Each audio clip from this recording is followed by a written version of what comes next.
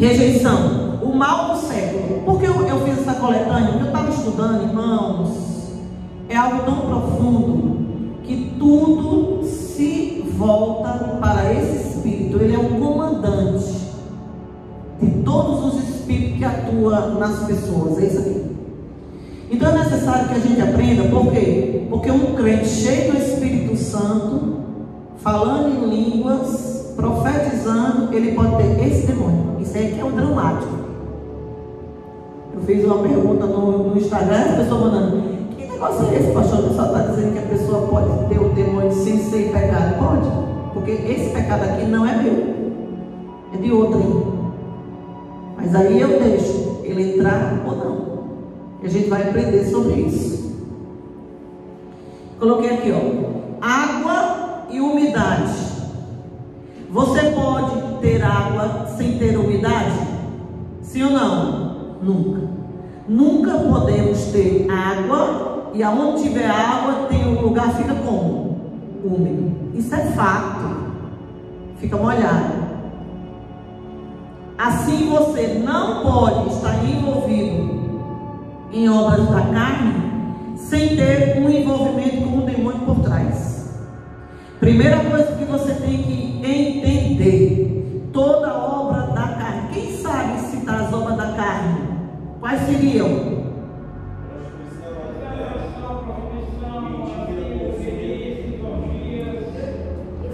Feitiçaria, facção, ciúme, ira, contenda, disseção. O que mais? Inimizades, que são as fofocas. Todas essas obras da carne, quem pratica, ela não tem como não estar envolvida com algum espírito das trevas, mas ela é crente. Quero que você entenda isso. O que eu quero enfatizar que o Espírito Santo falou profundamente ao meu espírito foi isso. Eu quero que você entenda que por mais salvo que você esteja, por mais na igreja que você esteja, se você praticar algumas obras dessa da carne, não tem como você não estar associado a um demônio. Ele está lá. Entendido? Porém, o outro lado também é o lado que mais me chamou a atenção. Não significa se um cristão tem um demônio é porque ele está em pecado. Não, ele pode ter um demônio também sem estar em pecado. Qual? Eu botei um espírito de rejeição e um espírito de trauma.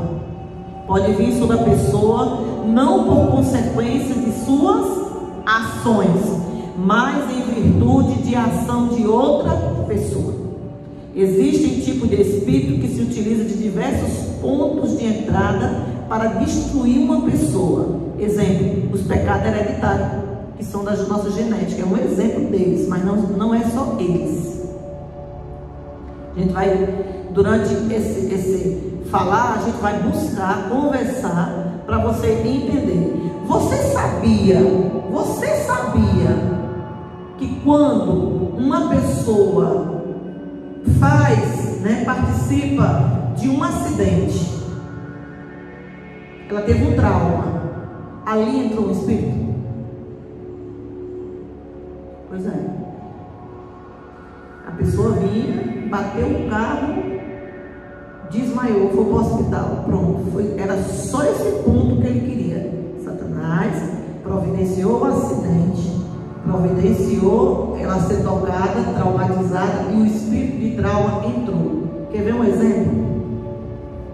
Toda pessoa que dirigia e que teve um acidente de carro, 90% não dirige mais.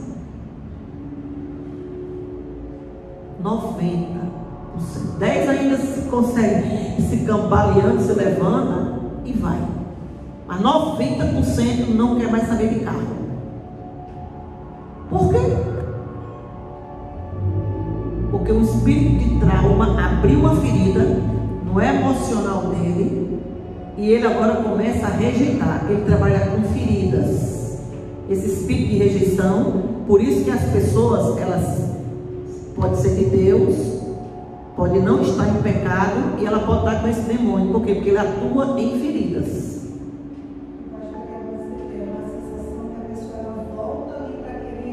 Sempre. Isso.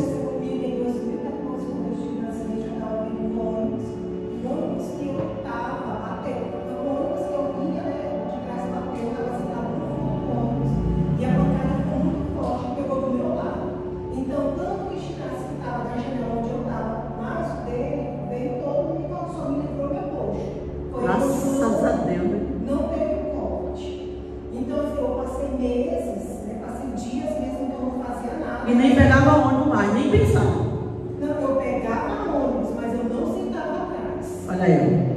Não sentava atrás. E quando eu sentava, eu olhava, eu estava assistindo. Olha aí. E as dias assim, para dormir, eu não dormia. Isso. O medo, quando eu dormia assim, era segurando na cama, porque ele ficava dias reclamativo. Isso. Tá? Isso é um demônio. Mas ela está em pecado? Não. É isso que eu quero que você entenda. Eu quero que você entenda, porque ele está secreto justamente por isso. Porque nós temos a conduta de nos confrontar, porque nós estamos em pecado. Eu pequei, eu briguei com a Evelina, eu estou em pecado. Eu vou ter que falar com a irmã, porque eu sei que eu estou em pecado. Raiva dela, ou rancorosa com ela. Aí na minha cabeça, eu sei que eu tenho um pecado, não é? Que eu tenho que resolver. Mas esse espírito, ele entra assim. Ela, santa, orando, mas o demônio se alojou. Você está compreendendo? Eu quero que você entenda. Eu botei essa parte primeiro para você entender como é que se aloja esse espírito num crente. Ele não precisa estar em pecado. Não é necessário ele estar. Ele pode também estar. E dá legalidade para o diabo mais ainda. Esses que estão em pecado, quando o espírito de trauma entra, o espírito do pecado que ele atua entra rasgando. Você que está compreendendo? Eu quero só te mostrar aqui o ponto que ele entra. E ele entra. Pessoas que caem de escadas, pessoas que ficaram presas em elevador, nunca mais vai. Se tivesse 50 escadas, ela sobe 50 escadas, mas ela não vai. Não adianta. Ela foi tocada pelo trauma do medo. Ela se trancou.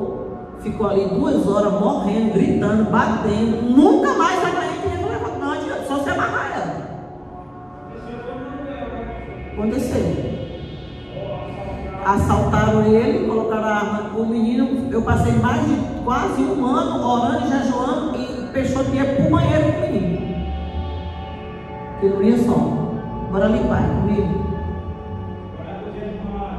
A gente tem que entender, era um demônio que estava ali. Agora eu já sabia, eu passei mais tempo porque eu estava trabalhando para que ele tirasse aquela visão, mas não é, você tem que atacar quem? Quem entrou. Exato. Ele não está no pecado. Eu quero que você entenda que talvez a derrota da tua vida, né, seja esse espírito de trauma junto. Eu vou falar do de rejeição. Por que eu estou falando primeiro do de trauma? Eles são pares. São ótimos parceiros. Eles são parceiríssimos. Sabe assim, 2 almas gêmeas é o espírito de trauma com de rejeição. Eles trabalham violentamente.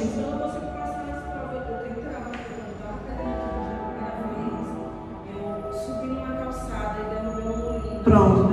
Agora eu até vomito no dia das provas. Olha aí, ó. Então agora tu não vai faltar, vai ser curado, vai fazer a prova e vai passar. Você está compreendendo, irmão? Já fiz 3 vezes, não consigo sair nem da baliza. Olha aí, ó. Você está entendendo como é sério, irmão? Como é grave? Porque o crente, ele tem que ser ensinado, porque há uma balela, né, de Satanás, que é essa praga mesmo, de dizer que a pessoa que aceitou a Jesus é nova criatura e que eu sou novo. Eu sou novo e não tem nada comigo, isso é papo. Durante esses meses, anos que a gente está aqui, como a gente empulhou coisa de lixo que está dentro de mim, então toda vez que eu estou estudando, irmão, eu fico trancada aqui, eu vou dizer, meu Deus, não tem esse lixo para tirar. Então fique atento, que a gente não está te acusando. Aqui a gente está buscando a cura, porque eu sei que Jesus vai voltar com menos esses 7 anos aí, ele vai vir. Nós temos que subir, irmão. A Bíblia diz que a igreja com mancha não vai. Não vai. E a Bíblia diz que o pastor ele vela pela alma e vai prestar conta da alma. Eu tenho que lhe dar o conhecimento. Se você aprende, se você toma posse, se você não quer, já é outra coisa. É o julgamento de Deus contigo. Eu estou fazendo a minha parte, estou te ensinando e te alertando. Você tem que viver bem. A mulher, ela é de uma igreja. Né? Quando eu falei aquela parte, você sabia que a criança, quando ela é entregue na feitiçaria, esses espíritos entrou na hora. E falei, ela mandou uma mensagem para mim no direct. Conversou comigo, contou tudinho. E ela está na igreja. Eu disse, minha filha, ela disse, Você pode vir, minha filha. O meu chamado é para curar as almas do reino. Aqui não tem negócio de placa de igreja, não. Não estou te chamando para congregar, não. Não chamo ninguém para congregar aqui. Eu sei que meu chamado não é esse. Meu chamado é curar vidas, libertar. Isso é meu chamado, né, irmão? Então, a pessoa, né, recebe esses espíritos sem ser a ação dela. Você está salvo? Sim ou não?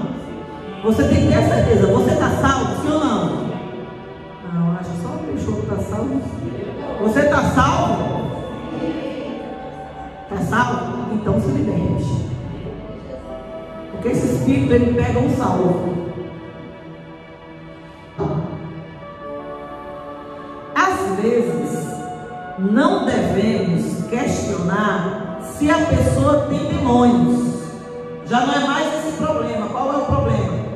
Quantos demônios ela tem? É pesado, né, irmão?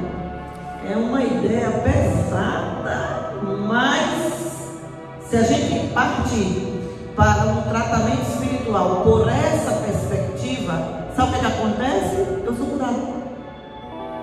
Porque se eu partir com a perspectiva que eu não tenho nenhum problema, eu estou com muitos problemas. Porque o maior drama do Ministério de Libertação e Cura são essas pessoas, esses componentes que eles acham que eles, porque aceitou Jesus, se batizou, não tem mais problema. É nova criatura. Eu tenho que receber palavra que me cura.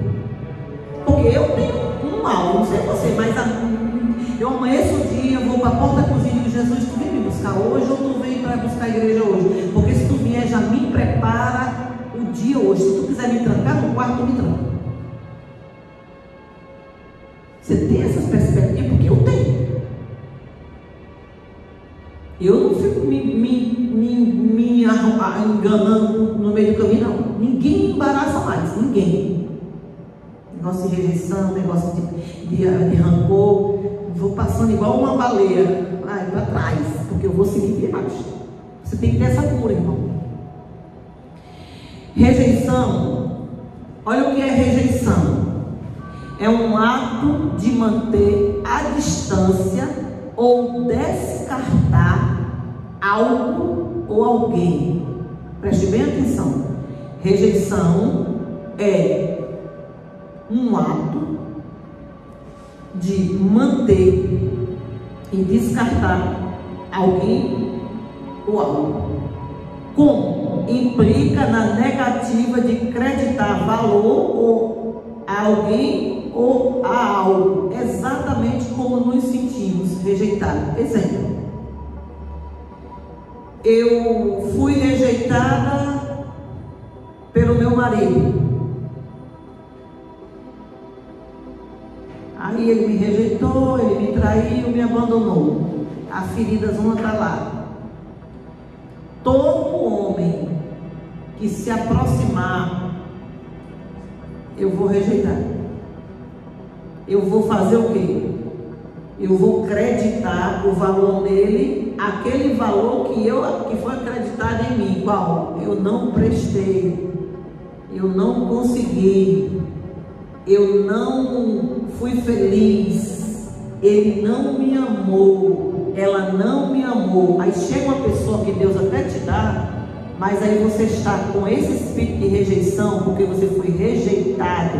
Entenda o que é? É manter distância e descartar alguém ou algo. Como? Implicando na negativa de acreditar valor a algo ou alguém, exatamente como nós sentimos. O que fizeram com você é exatamente o que você vai fazer. Você não tem mais aquela perspectiva de fazer uma oração e perguntar para Deus se você pode ingressar novamente. Todas as mulheres do mundo que foram traídas, elas dizem: homem, calça, todos eles 40. Tem até o slogan. Porque elas dizem isso. Eu conheço muitas mulheres que dizem assim: todo mundo calça 40. Homem tudo, nem presta. Eu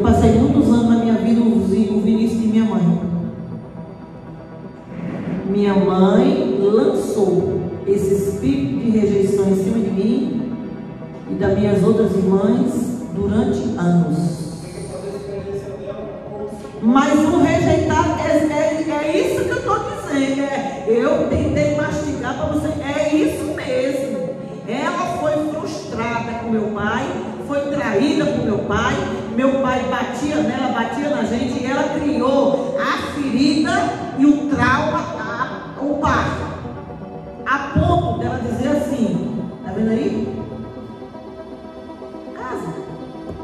Vocês vão passar pela mesma coisa. Homem não presta. Eu passei muito tempo. Você sabe com quantos anos eu comecei a namorar? 18 para 19. Eu fui namorar uma pessoa. Porque todo homem, todo jovem que chegava perto de mim dizia: não estou para namorar, meu filho, estou para estudar. Como não presta? Eu reproduzi. É isso aqui. Agora, não, é a rejeição, exatamente. Reproduz. Ela quebra o princípio que o homem é cabeça. Você está compreendendo? Mas quantos crentes estão nisso? Eu não estou falando de prostituta. Eu não estou falando eu estou falando de crente, pastor. Para você entender. Lançaram sobre ele e sobre ela essa ação. E ele continua reproduzindo até hoje. Eu estava falando com um rapaz que ele é obreiro. Não é daqui não, é de outra igreja. E ele prega, e ele vai, acontece tudo. Aí eu falei para ele: rapaz, tu tá fazendo trabalho, vai, prega. Não, estou viajando para o interior, estou pregando não sei para onde, vou pregar não sei lá onde, estou indo, vem cá. E a tua família? Minha querida, eu fui chamada foi para pregar o evangelho. Tu é um doente. Tu desculpa de falar, porque eu sou muito tranquila para dizer, quando eu vejo. Tu é um doente, meu irmão. De que adianta tu tá pregando evangelho para cima e para baixo, tu tá botando doença nos outros. Tu já pensou o que a tua mulher diz a teu respeito? Porque eu estava estudando bastante sobre esse tema, mas foi manteiga. Tu fica aí, trabalha, chega em casa, dorme, sai no outro dia, de noite vai pregar, viaja, passa 3 dias viajando, volta. Tu tá pensando que tu é o quê? Tu vai para onde? Irmãos, tem gente dentro da igreja desse jeito. Eu já conversei com filho de pastor, mulher de pastor, já conversei com mulheres de pastores que disse para mim: pastora, meu maior sonho era congregar numa igreja que tivesse a Bíblia. Porque eu não quero congregar na igreja que meu marido não prega nada do que ele vive. E aí, como é que eu dou um conselho desse aí, gente? Como é que eu vou dar um conselho desse aí, gente? Como é que eu vou dizer o que para essa mulher, gente? Eu sei que ela está doente. Eu sei que ela está ferida. Eu sei que ele faz isso. Essa moça, mulher desse homem, se eu me sentar com ela, nós duas, vai ser muita coisa, irmão. Ele não está percebendo que ele está reproduzindo o quê? A rejeição dos pais. Ele está fazendo com ela. Você está compreendendo? Não, eu quero contar muitos testemunhos e falar, porque você pode estar fazendo a mesma coisa. E você acredita? Eu não estou falando aqui de prostituto, não. Eu estou falando aqui de gente salva, que tem esse demônio. Pela ação, não minha. Eu passei muito tempo, irmão, preso com isso. Eu não conseguia confiar em homem, não adianta. Homem para mim era descartável. Mãe conseguiu imprimir na gente isso. Você pode aceitar isso na sua vida, você tem que ser feliz. Foi quando eu comecei a buscar. Por isso que eu me dei esse ministério, porque eu cavei tanto, irmão. Eu começava a ver essas coisas. Eu começava a estudar essas coisas e olhava para a minha vida e eu dizia: está errado. Agora, porque eu tenho uma qualidade muito grande, eu tenho uma qualidade de ver meu erro. Deus, está errado. O que está dentro de mim desse jeito? Tive um marido pérola que Deus me deu, até porque eu fiz uma oração tão genuína. eu fiz uma oração genuína. Eu disse para Deus, olhei para o céu e disse: Deus, se o Senhor quiser que eu case, me dê um homem que me ama e que seja diferente do meu pai. Olha só como eu estava doente. Mas ainda bem que eu fiz certo, né? Porque da qualidade dele, eu vou ficar moça velha. Quero homem. Tá? Um doente falando com Deus. Só que esse doente dentro da igreja, desse jeito, ele não vai produzir fruto. Por isso que eu trouxe, né? Comecei a estudar bastante, a orar no Senhor. O teu povo precisa ouvir isso. Reproduz, a pessoa lança o trauma na vida da pessoa de uma forma que a pessoa ela vai reproduzir automaticamente. Ao ponto de meu marido, né? Nós viajamos para lá, ela veio para cá, pai. Quando, mãe, para tu pedir casamento. Ela veio para cá, para a pessoa me pedir casamento. Sabe o que ela disse? Foi o que ela te disse, pai. Disse que eu vou casar com essa daí. Não, para já tem bom. Olha, ó. Continuou reproduzindo a lama em cima de mim. Qual o nome que eu tinha? Estava tão frustrada.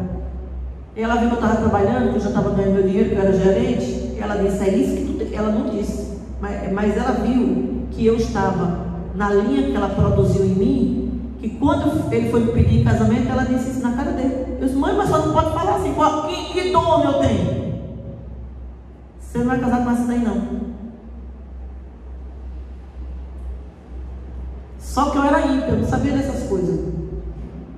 Tem mãe que, porque é frustrada, porque é rejeitada, ela impede a felicidade da filha. Ou ela quer que o sonho que ela sempre quis realizar.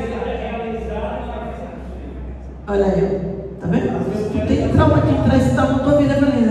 Esse tempo de fracasso, de quedas, não é outra coisa, não, é rejeição. Às vezes, pastor, a pessoa não quer também, para não ficar só. Tem mãe que tem medo de ficar só e quer que a filha fique quieta.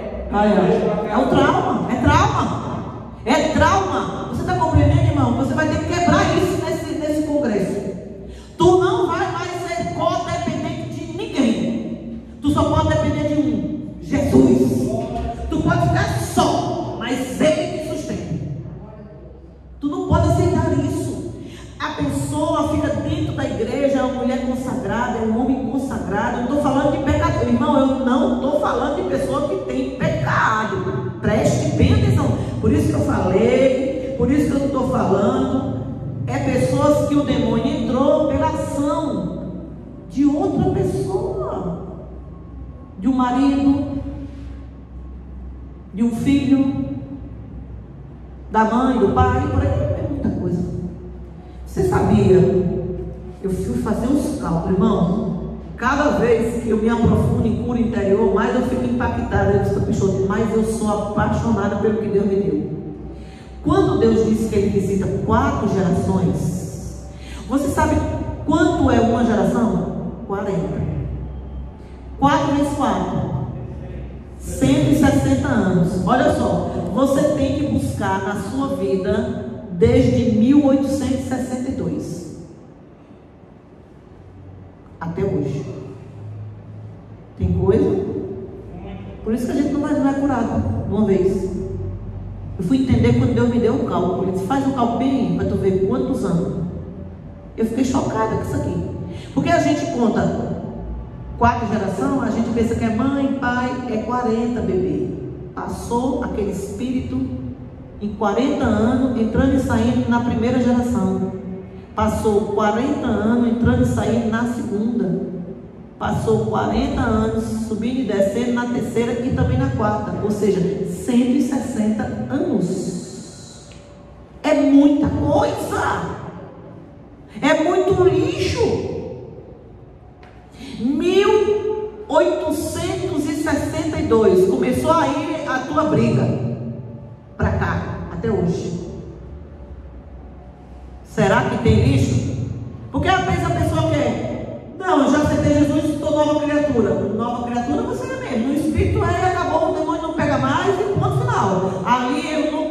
o espírito não peca. E nem é possuído pelo diabo. Por isso que João disse: aquele que é nascido de Deus, o maligno não toca e não peca. Eu fiquei muitos anos na minha vida lutando com esse versículo. Por que não peca se a pessoa peca? O espírito não. O espírito não peca. É a alma. É aonde está alojado esse lixo. O trauma. De 160 anos. Quantos anos eu tenho? 50. Então tem 110 para me investigar. Quantos anos você tem? Calcule. Aí eu tenho 40. Então você tem 120